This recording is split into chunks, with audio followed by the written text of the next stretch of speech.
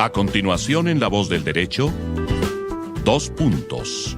El análisis, la crítica, la reflexión sobre los hechos de actualidad. Dirigen y presentan Felipe Abello y Fernando Pico. 2 puntos en La Voz del Derecho. Los oyentes de 2 puntos en La Voz del Derecho, jueves 9 de marzo, con una nueva entrega de nuestro programa 2 puntos.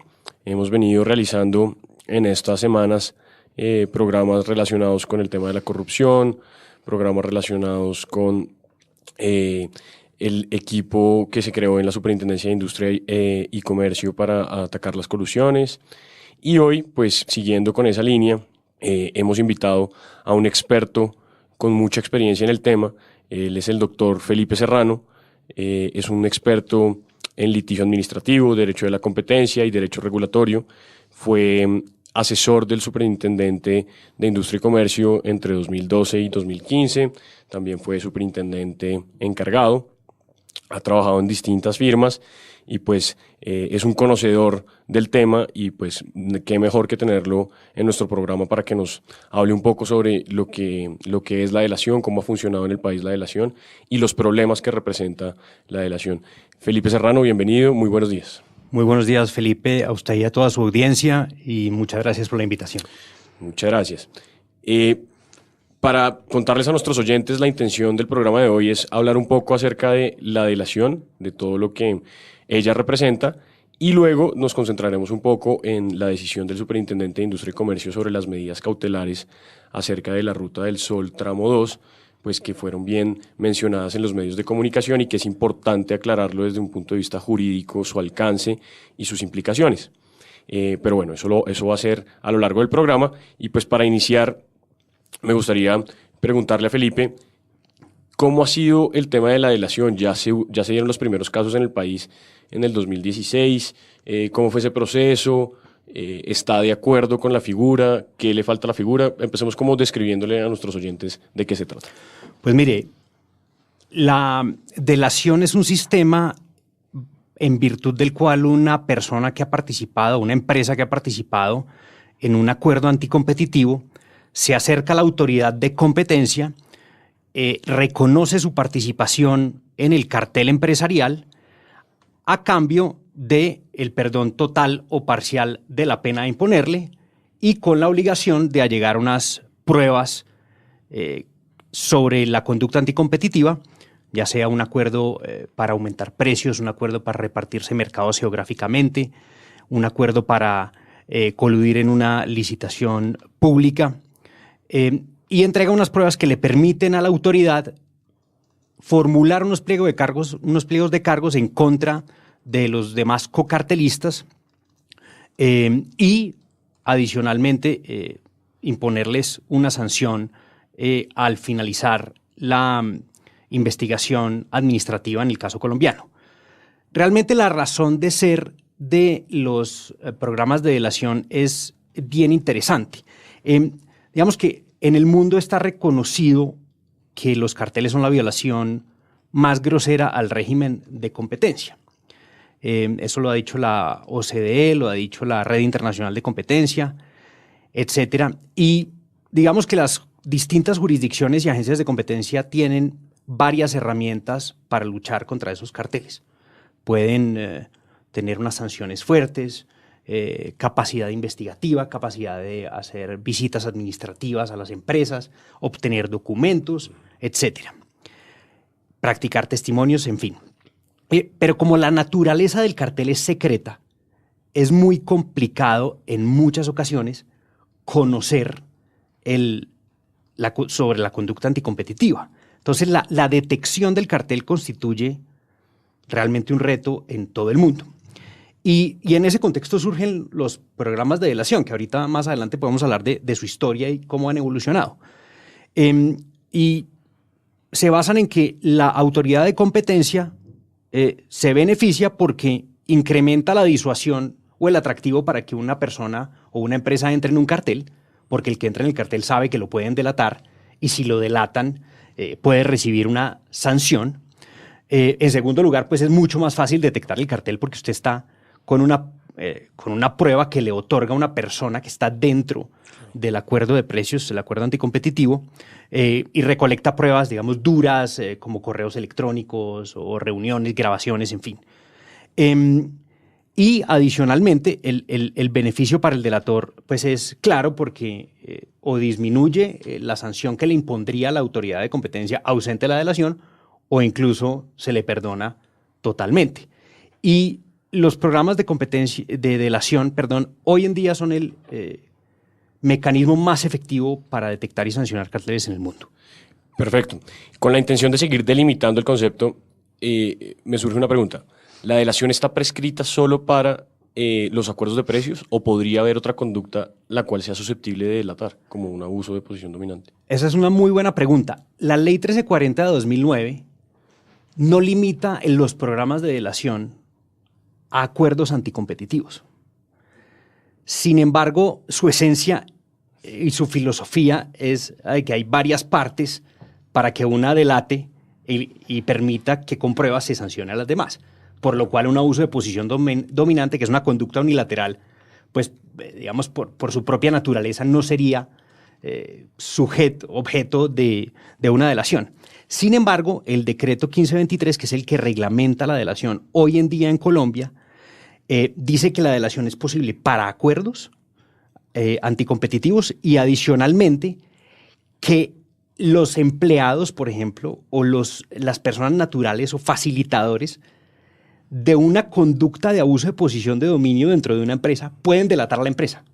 Claro. Y de esa forma evitar su sanción como personas naturales, presentando pruebas sobre la conducta de la compañía. Entonces, de esa forma se crea un conjunto de personas de tal forma que una pueda delatar a otra. Perfecto. Felipe, listo. Tenemos claro el programa de delación, la intención. ¿Cómo ha funcionado en Colombia? ¿Cómo llega a Colombia? ¿Cómo lo estamos aplicando en Colombia? El programa nace con la Ley 1340 de 2009, que es la última gran reforma al régimen de competencia. Y diríamos que hasta el año 2013 el régimen de delación no tuvo ningún caso para mostrar. 2013, diría yo, finales de 2012, principios de 2013. A partir de 2013 se empiezan a presentar delaciones en distintos carteles que ya la opinión pública conoce, como el cartel de los pañales, el cartel de los papeles suaves, el cartel de los cuadernos, el cartel de seguridad privada, los que la superintendencia ha anunciado públicamente. Digamos que las pruebas presentadas por los delatores han permitido la posterior sanción de los demás, sus cocartelistas, digamos. Y en este momento, la delación hacia futuro se proyecta como la gran herramienta para descubrir los carteles que puedan estar existiendo en el mercado. Y yo creo que es una figura benéfica porque genera incentivos para no celebrar carteles y adicionalmente le permite a la superintendencia hacerse pruebas importantes. Así sacrifique la sanción a uno, esa figura permite que se sancione a los demás cocartelistas. Entonces me parece que a raíz del aumento de las penas se ha generado un incentivo mayor para delatar que tal vez no existía con anterioridad. Gracias al aumento de las penas es que la gente, digamos que ha presentado estas últimas delaciones. Pues mire, yo creo que es una combinación de cosas. Una puede ser el aumento de las multas impuestas por la Superintendencia de Industria y Comercio, pero la otra es el aumento de la capacidad investigativa. Para que una persona tenga incentivos para delatar, tienen que concurrir varios factores, Sí. dos de los cuales son penas severas en caso de ser descubierto, uno, pero además la probabilidad de ser descubierto. Si usted tiene penas altas en la ley, pero es improbable que lo descubran, no tiene incentivos para delatar. Entonces, a veces también las empresas reciben una visita administrativa, saben que la superintendencia de pronto ya se hizo a pruebas para que van a permitirle formular pliegos de cargos y llevar a cabo una investigación seria y por consiguiente dicen, hombre, creo que es hora de reconocer la conducta, hacernos a una rebaja de penas y permitir la investigación y sanción de los demás cocartelistas. Claro. En esa delación, el incentivo está en que pues, me van a coger y adicionalmente, si me descubre la superintendencia, me va a imponer una multa muy alta. Pero existe el problema de ser el primero en delatar. ¿Cuál sería ese incentivo en llegar a ser el primero? Porque si es el segundo tendría una exención menor a la que obtendría el primero. Esa es una pregunta bien interesante. Hay países que solo permiten un delator. Ah, interesante. Por ejemplo, ese es el caso de Estados Unidos. Y la filosofía detrás de eso es el ganador, el primero se queda con todo. De tal forma que haya un incentivo a que la gente llegue de primero o no llegue. Otros países, como es el caso colombiano y muchos países europeos, tienen un sistema en el cual el primer delator obtiene el 100% obtiene el perdón de la pena, sí. Pero los delatores subsiguientes pueden obtener reducciones de la pena si presentan pruebas que añadan valor a lo que ya ha presentado el primer cartelista o a lo que ya tiene la superintendencia. Antes del decreto 1523 que reformó el régimen de delación, la Superintendencia de Industria y Comercio podía otorgar reducciones al segundo delator de hasta el 70% de la reducción de la pena. Como no había tanta diferencia entre el primero y el segundo, pues realmente era posible pensar en una estrategia de un segundo, es decir, espero a ver si tengo noticia de que alguien delata y después llego, voy por el 70 y me va bien. Lo que hizo el decreto 1523 fue decir, el segundo solamente puede obtener del 30% al 50% de la reducción de la pena. Con lo cual, al ampliarse esa diferencia entre el primero y el segundo, hay mayores incentivos para ser el primero. Pero en segundo lugar, hay un incentivo natural y es que si el delator hace un muy buen trabajo en la delación y trae muchas pruebas, es posible que el segundo delator no traiga algo útil y por consiguiente no se le reciba en el programa.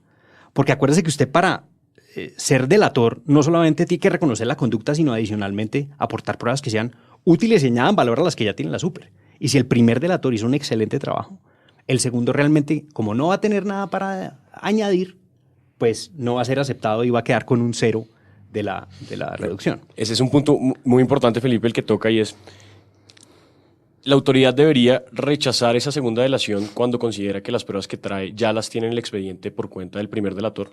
Debería aceptarlo y dentro del proceso, demostrar que esas pruebas no fueron suficientes y que perdiera el beneficio por delación. Pues mire, lo que dice la ley es que al delator subsiguiente, es decir, al segundo, tercero, cuarto, se le aceptará en el programa si trae pruebas que añadan o agreguen valor a lo que ya tiene. Y ese juicio de valor se hará en el momento en que se negocie con ese delator. La superintendencia, el superintendente delegado en este caso para la protección a la competencia, tiene un expediente, ya conoce las pruebas que ahí están, que allí obran, y tiene que hacer un juicio de valor de negociación y decir, efectivamente, esta persona está trayendo algo que nos agregue valor o esta persona nos está trayendo algo que ya teníamos o que es inútil, porque ya lo probamos y si bien puede, en términos probatorios, diríamos, constituir un documento adicional, no agrega valor a la investigación y lo puede rechazar de plano. Es lo que dice la norma. Claro. Entonces entramos al punto delicado y es cuándo un delator perdería los beneficios dentro del proceso. Sí. Bueno, digamos que el decreto es muy claro, el decreto actual de delación es muy claro en establecer cuándo se pierde el beneficio y hay unas causales expresas en la ley.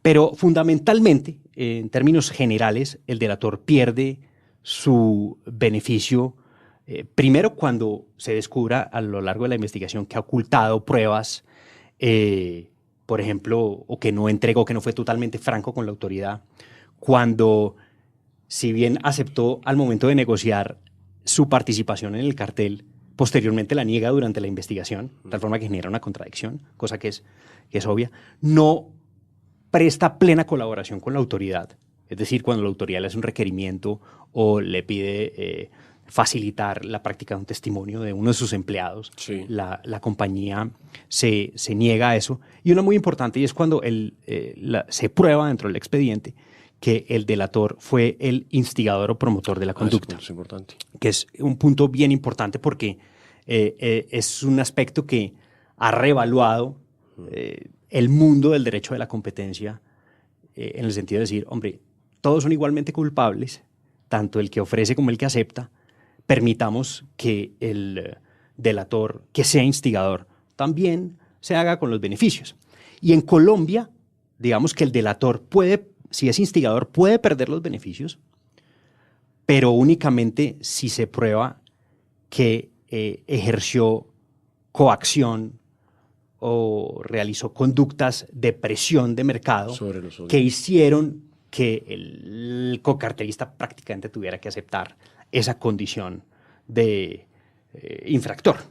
Entonces, digamos que esos son en general las causales por las cuales se pierde el beneficio, además del incumplimiento de las obligaciones específicas que establezcan la autoridad y el delator al momento de la delación.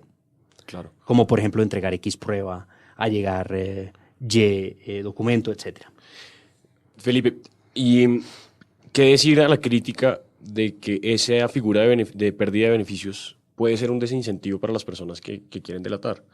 Porque si delatan, tienen la incertidumbre de si de pronto hace un juicio de valor la autoridad, perderían esos beneficios. ¿Puede llegar a ser un desincentivo o cuál sería la tranquilidad para una persona que esté interesada en delatar y que no sienta que la autoridad puede salir con un as bajo la manga y decirle, usted perdió los beneficios, ya no vamos a tener esa exoneración con usted? Sí. Mire, esa es una crítica muy importante que se le ha hecho a programas de delación tanto en Colombia como en el mundo, y es la posibilidad de que una vez usted ha negociado, pierda el beneficio. Por esa razón la ley le dice, usted como autoridad tiene que respetar el beneficio, salvo que se cumplan condiciones muy precisas. Y en la determinación de si se cumplieron esas condiciones o no, la autoridad tiene que ser muy estricta, de tal forma que no por cualquier error formal o por cualquier discordancia entre lo negociado y lo efectivamente sancionado se pierda el beneficio, porque esa es la única forma de dar confianza. Pero yo creo que la ley, en los términos en los que está planteada, es bastante, digamos, benéfica frente al respeto de lo acordado con lo posteriormente otorgado. Perfecto. Vamos a un pequeño corte comercial y ya regresamos en 2 puntos en La Voz del Derecho. Regresamos en 2 puntos en La Voz del Derecho. Son las 7:29 de la mañana, jueves 9 de marzo. Estamos con otra nueva entrega. En la primera parte de nuestro programa hemos hablado con el invitado experto en temas de libre competencia, el doctor Felipe Serrano, acerca de la delación, acerca del concepto, de lo que implica, de los incentivos que hay dentro de la figura, y hemos tratado de desarrollar pues cómo está aplicando en Colombia y una figura que ha sido de mucha discusión, que es la pérdida de beneficios. Para continuar con el programa, podremos hablar un poco acerca del procedimiento de la delación, cómo funciona en la superintendencia, ya que usted fue asesor del superintendente en esos años en los que se presentaron esas delaciones, cómo se debe recibir. Hay alguna crítica externa que dice que manejan 2 expedientes y que entonces el derecho de contradicción se ve afectado. ¿Cómo funciona en la realidad y para explicarle a nuestros oyentes? Pues mire, el decreto 1523, que es el que regula el procedimiento y el régimen de delación actualmente en Colombia, establece 2 momentos. Un momento de entrada al programa, donde usted asegura su puesto primero, segundo, tercero, como delator. La marcación. Se llama el momento para marcar la entrada al programa. Y un segundo momento, que es el de la negociación con el superintendente delegado, donde se determinará cuál fue su puesto. Segundo, negociará con él cuál es su aporte. y qué pruebas está trayendo, y determinarán o firmarán el acuerdo donde fijan si hay perdón total o parcial de la pena y si hay parcial en qué monto. Posteriormente viene una investigación donde se le imputa a todos los cartelistas el cargo de haber violado el régimen de competencia, incluido al delator. Se investiga, los demás se defienden y posteriormente, una vez terminada la investigación, el superintendente delegado le recomienda al superintendente de Industria y Comercio sancionar o no sancionar, y el superintendente de Industria y Comercio convoca un consejo asesor de competencia que está conformado por 5 expertos elegidos por el presidente de la República, y allí se determina la sanción, si hay conducta primero, y segundo, la sanción que le corresponde a cada cartelista. Y una vez se impone la sanción, dentro de la resolución, al delator, una vez impuesta, se le reduce o se le elimina, a pesar de haber sido sancionado, en virtud del acuerdo que ha practicado previamente. Ahora, ¿qué ocurre con los expedientes y el derecho de contradicción? La ley establece que cada negociación de beneficios por colaboración tiene un expediente separado, ¿cierto? Y por supuesto que esa negociación es un intercambio de documentos, digamos, ideas entre la autoridad de competencia y el delator. Y el expediente de la investigación es diferente al expediente de la negociación. Si bien es cierto que las pruebas que se aportan en el expediente de la delación se trasladan al expediente de la investigación, pues también es cierto que son expedientes diferentes. Hay personas que han dicho que eso constituye una violación del derecho de defensa porque cuando a usted le imputan cargos, usted debería tener derecho a ver no solamente el expediente del caso de la actuación administrativa en la que le imputan los cargos, sino además todas las negociaciones que ocurrieron. Sin embargo, eso ya ha sido objeto de revisión por parte de los jueces en tutela, y yo creo que acertadamente han dicho, usted no tiene derecho a defenderse de las pruebas en general, usted tiene derecho a defenderse de las pruebas que se alleguen en su contra. Esas son las que definen el objeto digamos, del litigio, de la investigación administrativa, en primer lugar. Entonces, esa discusión está zanjada por el momento en esa materia. Pero en segundo lugar, es que si se permite que los expedientes de delación, que no son públicos ni son conocidos por terceros, ni incluso por los investigados en ninguna parte del mundo, sean conocidos, habría un desincentivo muy grande para esa libertad de negociación propia que se da entre la autoridad y el delator, donde el delator presenta muchas cosas y donde la autoridad dice, bueno, estas son las que me sirven, usted me ha reconocido unas cosas, me ha dicho otras, pero realmente estas son las que son objeto o van a ser importantes para el expediente, yo las llevo a la actuación administrativa y le daré todas las garantías procesales al investigado para que se defienda de las pruebas que estoy allegando en su contra. Entonces, me parece que la crítica está, pero yo diría que no es válida y que lo importante es que el delator, el investigado, todos se puedan defender de las pruebas del expediente en el que se les investiga y se les va a sancionar. Pero ¿se puede hablar entonces de 2 grados de reserva? En la información que entrega el delator hay una reserva oponible, digamos, a cualquier persona, y la reserva se libera en el momento que se hace la averiguación, se imputan los cargos y solo se le podría mostrar esa información a los investigados. Digamos, hay distintos niveles de reserva en materia de prácticas comerciales restrictivas y en los procesos de delación. Lo primero es que, pues, solo es reservado aquello que la ley establece o señala como reservado, que aplica a todas las actuaciones administrativas y en materia de libre competencia, esa digamos que no es la excepción. Y el investigado, digamos que puede ver todas aquellas pruebas y documentos con base en los cuales se le estén imputando unos cargos, ¿cierto?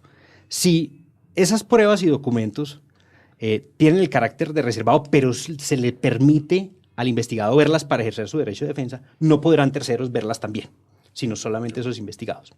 Y la autoridad determinará esos grados de reserva dependiendo del tipo de documento, porque puede haber, por ejemplo, información sensible que muchas veces existe, comercial de las compañías, que no tiene por qué estar volando, diríamos, en el comercio, pero que digamos, en ocasiones resulta crucial para ejercer el derecho de defensa. Será la autoridad la que determine si el documento es reservado y quién lo podrá ver de acuerdo con lo que haya imputado o esté investigando. Perfecto. Felipe, pasando a otro tema, es un tema, digamos, polémico, y es el tema de cuando una persona delata ante la autoridad administrativa, la Superintendencia de Industria y Comercio, y esa delación implica un delito, que puede ser la colusión. O bueno, antes de entrar en el tema de la colusión, se ha dicho que, por cierto sector, que no han dicho que la única práctica restrictiva que está sancionada penalmente es la colusión. Sí. Pero algunos ahora han salido con el argumento de que el agiotaje podría ser también considerado como una conducta, digamos, cuando uno realiza un cartel también está incurriendo en el delito o en el tipo penal de agiotaje. ¿Considera que eso es viable, el agiotaje? Yo creo que es absolutamente inviable. Me parece que es una interpretación que no tiene cabida ni en el régimen penal ni en el régimen de competencia, entre otras cosas porque si las conductas anticompetitivas como los acuerdos constituyeran agiotaje, no hubiera sido necesario establecer una norma expresa para los acuerdos restrictivos de la competencia que investiga la Superintendencia de Industria y Comercio. Perfecto. Entonces, creo que eso está descartado. Claro, entonces nos referiremos a la colusión. Correcto. Entonces, cuando la colusión sí tiene implicaciones, que es evidente que tiene implicaciones penales, ¿qué debe hacer un delator en el sentido de me dirijo a la Superintendencia de Industria y Comercio o me voy de una vez al tema penal a confesar? Mire, ¿cuál es el contexto de este problema? En Colombia, las conductas anticompetitivas pueden ser sancionadas por la Superintendencia de Industria y Comercio como autoridad administrativa. Pero hay una conducta anticompetitiva, como usted lo dijo, que es la colusión en licitaciones, que además de tener una sanción administrativa, tiene una sanción penal. Y el problema es que si usted delata ante la Superintendencia de Industria y Comercio, puede obtener el perdón total de la sanción pecuniaria. Pero si esa misma conducta se delata ante la Fiscalía General de la Nación, el investigado, que puede tener sanciones, pena de prisión de 6 a 12 años, solamente recibe, diríamos, una reducción de la pena en una tercera parte. Entonces eso quiere decir que incluso en el mejor de los eventos se pensaría en principio, usted termina, si es delator de una colusión, con la multa pecuniaria anulada, digamos, o perdonada, pero con una sanción penal. ¿Qué ha ocurrido en la práctica? ¿O qué se ha hecho para solucionar eso? Las personas que se acercan a la Superintendencia de Industria y Comercio, digamos, a delatar una conducta que puede tener implicaciones penales como es la colusión, manifiestan eso, y la Superintendencia, consciente del problema, lo que ha hecho es tener una relación muy cercana con la Fiscalía General de la Nación para actuar conjuntamente en este tipo de casos, de tal forma que la persona que delata, al tiempo que obtiene el perdón total de la pena, también pueda obtener un principio de oportunidad ante la Fiscalía General que le permita no ser, diríamos, no ser sujeto de una pena privativa de la libertad. Yo creo que ese es un sistema que, si bien está funcionando en la práctica y le da garantía a la gente que está delatando conductas de colusión, debe ser revisado. En el mundo, digamos que si usted piensa en Brasil, México, solamente para ponerle ejemplos en Latinoamérica, pero pues Estados Unidos y casi todas las jurisdicciones que tienen, además de sanción pecuniaria, sanción penal, una vez usted negocia con la autoridad de competencia, obtiene el perdón total de todo lo que le podrían imponer. Frente a todas las autoridades. Frente a todas las autoridades. Tanto la sanción pecuniaria derivada de la investigación administrativa como la sanción penal. Incluso hasta un disciplinario que podría haber también ahí. Sí, digamos que en el evento de un funcionario público, yo creo que la figura del perdón disciplinario no existe en otras jurisdicciones, pero tal vez porque nuestro sistema jurídico en ese aspecto es especial.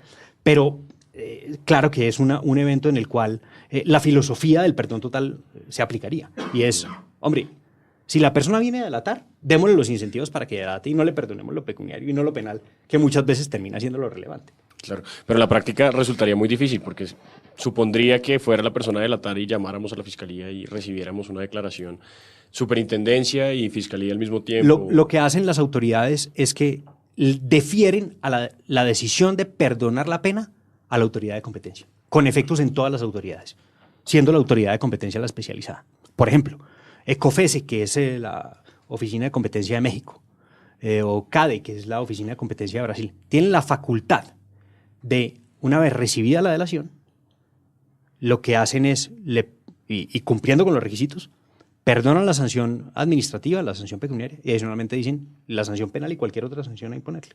Entonces, es una sola autoridad la que negocia y los efectos disparan, digamos, a todas las demás autoridades. Perfecto.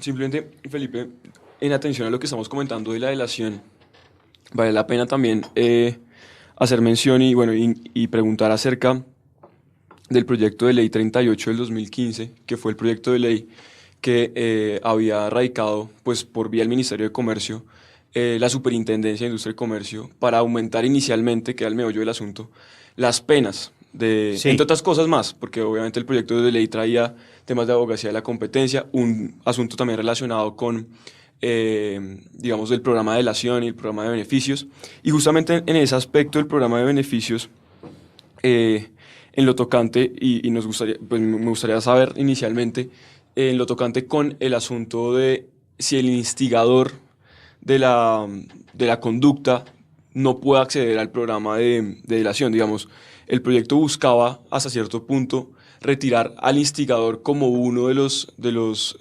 generadores o de los beneficiados por el programa de delación. Sí. Eso, digamos, y un poco lo había comentado usted al principio, digamos, cómo compaginar, digamos, la experiencia que ha tenido Colombia durante este tiempo, permitiendo hasta cierto punto que el instigador también sea parte del programa, y cómo afectaría eso con un pues, eventual proyecto normativo que indicaría esa falta de posibilidades. Esa es una muy buena pregunta porque, diríamos, hay razones morales para pensar que el instigador no debería obtener los beneficios. Claro. Digamos que fue el de la idea, armó todo el grupo y después los delata a todos.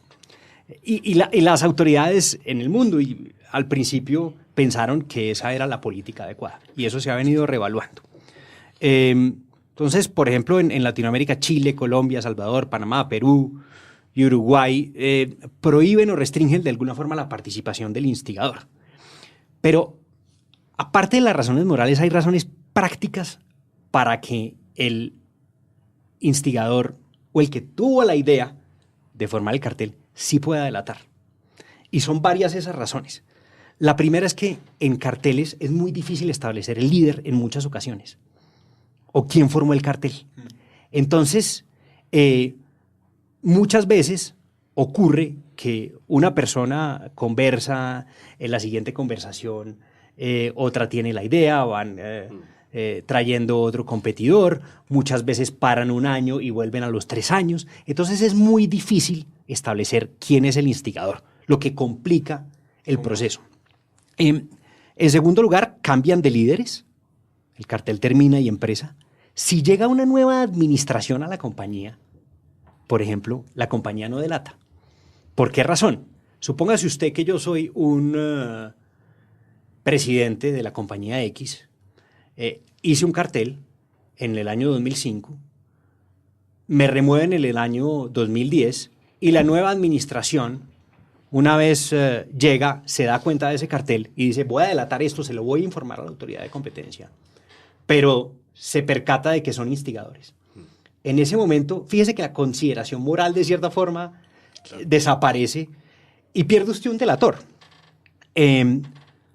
Más aún, el líder puede tener la mejor evidencia, porque es el que lo formó.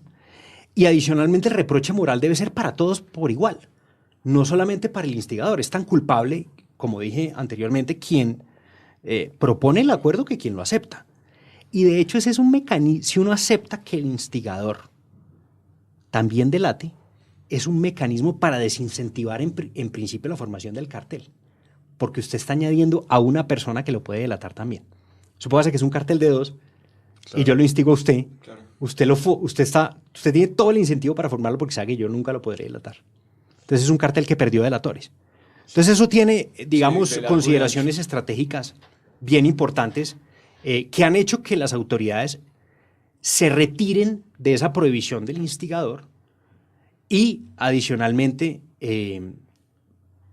digamos que digan el instigador sí lo puede hacer, que era el espíritu del proyecto de ley presentado por la Superintendencia de Industria y Comercio. Perfecto, Felipe. Hemos pasado por el tema de la delación, hemos hablado de ciertos puntos discutibles en esa figura, y pues 7:46 de la mañana, antes de que se nos acabe el programa, quisiéramos hacer una referencia al tema de las medidas cautelares del superintendente frente a la Ruta del Sol tramo 2, cuál es el alcance, cómo es la competencia de la superintendencia en esos asuntos, y pues muy en línea con lo que estamos diciendo, digamos que en ese escándalo de Odebrecht y de todo el tema que ha surgido en los medios, pues están metidas todas las autoridades, cómo limitarlo a la competencia de la superintendencia y cuál fue ese alcance de esa decisión. Bueno, la Superintendencia de Industria y Comercio hace unas semanas decretó una medida cautelar que consistió en suspender y hacer cesar la conducta anticompetitiva que se configuraba en virtud de los pagos irregulares que hicieron empresas privadas a funcionarios para que les fuera adjudicado un contrato, y como consecuencia de eso ordenó terminar el contrato a la ANI debido a que con la violación al régimen de competencia se configuraba la celebración de un contrato estatal en violación a una expresa prohibición legal. Esa es la medida en general. ¿Qué ocurre en materia de competencia frente a la contratación pública? Hay dos fuentes de conductas anticompetitivas. Una es el acuerdo entre los proponentes en un proceso de contratación estatal para que uno de ellos se quede con el contrato. Es decir, eliminan la competencia entre ellos y acuerdan, por ejemplo, que un proponente se lo va a ganar, por supuesto, con un mayor precio del que se obtendría o una menor calidad de la que se obtendría si hubiese habido competencia, y después subcontratan esa adjudicación o de alguna forma se reparten el dinero. Y hay muchas modalidades de hacer esa colusión, pero finalmente es un acuerdo entre proponentes que elimina la competencia entre ellos, donde el afectado es el consumidor y, por supuesto, el interés público de la libre competencia. Hay otra fuente de conductas anticompetitivas en materia de contratación estatal y es ya no el acuerdo entre los competidores, sino el acuerdo entre el funcionario que digamos que está involucrado en el proceso y uno de los proponentes. Esa es otra fuente de conducta anticompetitiva. ¿Por qué? Porque en última lo que están haciendo, tanto el funcionario como el que paga el soborno, es evitar que quien gane la licitación o el proceso de contratación pública sea el competidor más idóneo y que lo gane simplemente una compañía por algún pago irregular, etc. Entonces, ahí también se elimina la competencia. Y la Superintendencia de Industria y Comercio tiene una facultad general y es la de decretar medidas cautelares conducentes a suspender la conducta competitiva o hacer cesar, según manifiesta la superintendencia, a hacer cesar sus efectos en el mercado.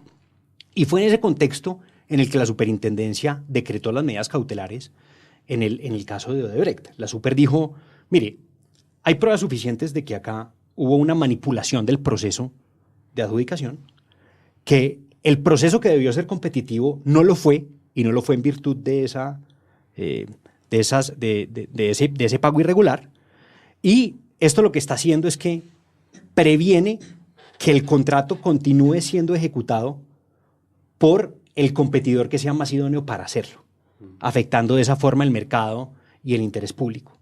Y por esa razón, como son tan fuertes las pruebas, yo ordeno suspender o hacer cesar esa conducta anticompetitiva y sus efectos, y como consecuencia le ordeno a la ANI terminar el contrato debido a que la prohibición general de competencia, que dice que están prohibidos los acuerdos anticompetitivos y otras prácticas, es una prohibición expresa legal.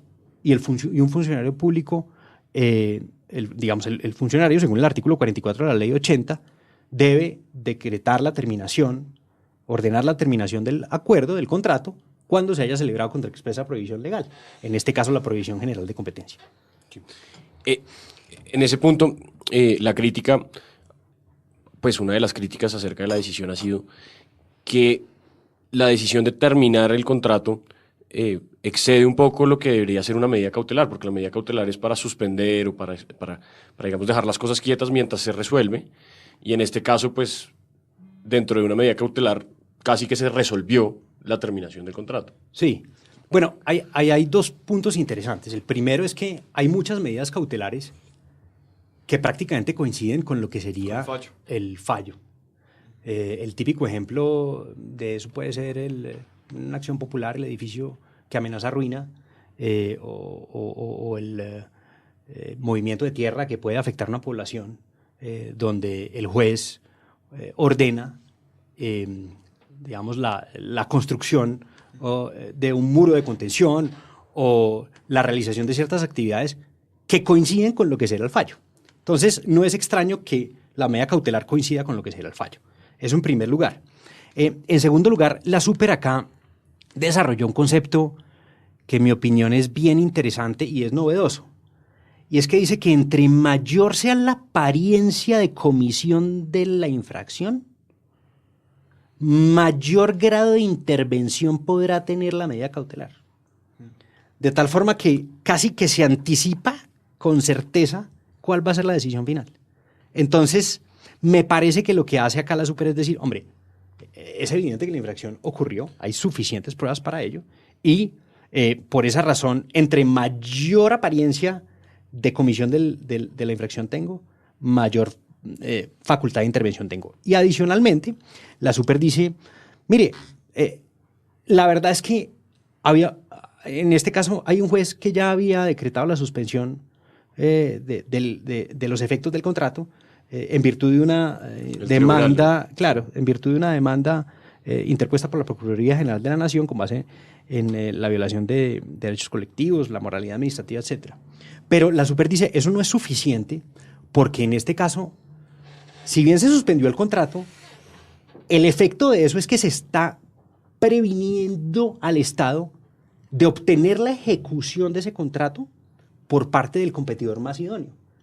Y eso es uno de los, digamos, propósitos del régimen de libre competencia, que el Estado, que es consumidor, y que el interés público, que se protege también con el régimen de libre competencia, reciba los beneficios de que el competidor más idóneo ejecute el contrato. Simplemente para agregar algo, y es en relación con eso que estamos comentando de la medida cautelar, siempre ha existido esa discusión con las medidas cautelares, de hecho, que si no son una actividad de prejuzgamiento, porque la medida cautelar, previa a la decisión final o definitiva del juzgador o la administración, está dando ya una razón de ser previa que da a entender cuál será ese sentido del fallo, ese sentido de la decisión. Pero usted muy bien, Felipe estaba comentando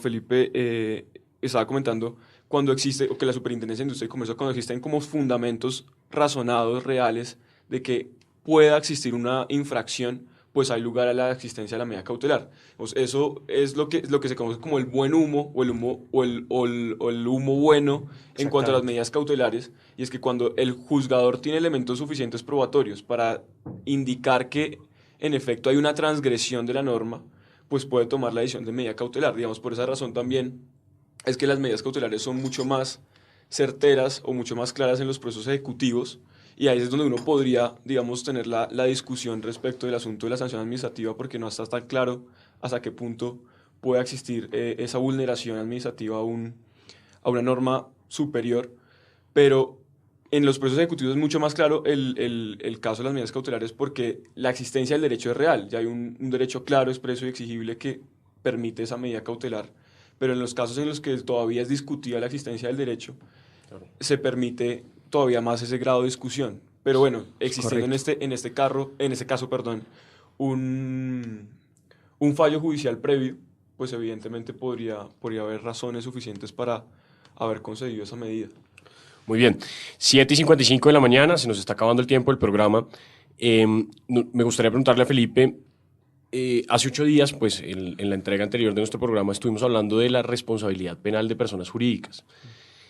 ¿Eso puede afectar, digamos, los incentivos en la delación en el caso de que, digamos, el decreto, la ley de responsabilidad penal de personas jurídicas con la de... ¿Cuál es el número, Fernando? El del transnacional. Que hablamos Sí, desorden transnacional. Perdón, se me escapa el número de la ley de desorden transnacional. Pero bueno, que fue sancionada el año pasado, más o menos a mediados del año pasado. Pero bueno, sí. Sí, esa es la ley. Y pues en el caso de que exista la responsabilidad penal para personas jurídicas, se puede generar un desincentivo para aquella persona que quiere delatar. Esa es una gran pregunta. Yo creo que la sanción penal de las conductas anticompetitivas tiene una doble cara. Es un incentivo para delatar, porque si otro lo delata primero, usted se va preso. Sí. Pero también puede ser un desincentivo para delatar si su delación no garantiza el perdón total de la pena. Entonces, puede jugar en 2 vías.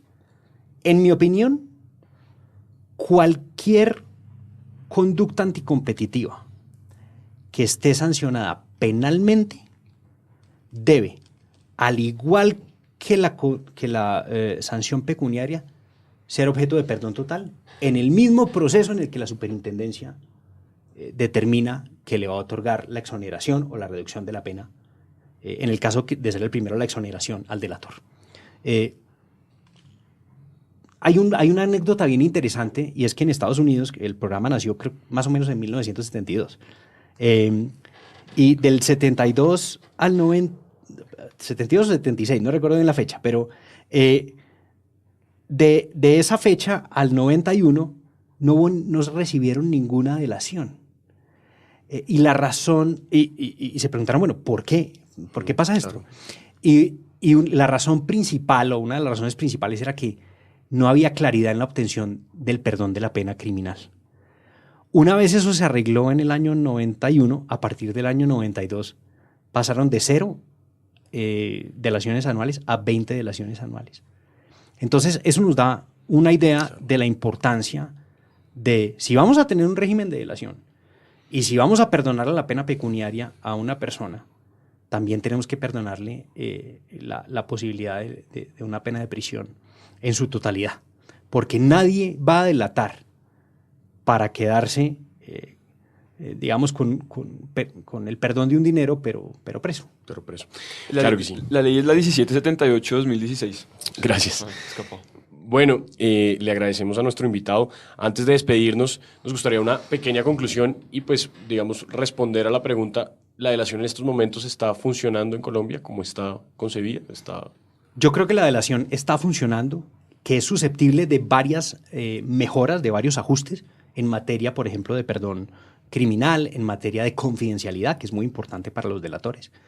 Pero me parece que ha comenzado bien y que el país está en un momento interesante de evaluar si vale la pena modificar ciertas reglas, no solo de la delación, sino también de, por ejemplo, las penas, cómo se están imponiendo, etcétera, si deben ser porcentuales.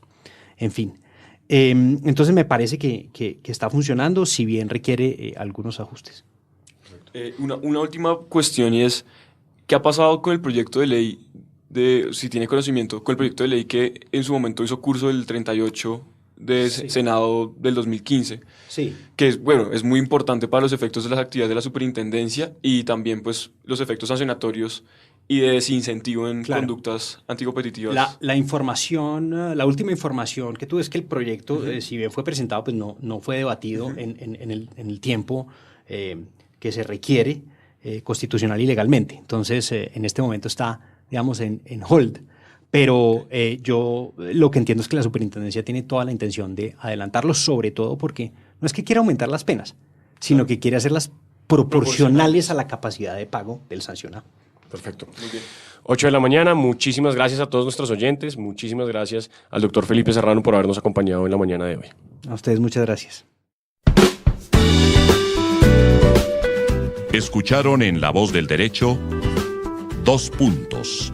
El análisis, la crítica, la reflexión sobre los hechos de actualidad. Estuvieron con ustedes Felipe Abello y Fernando Pico. 2 puntos en La Voz del Derecho.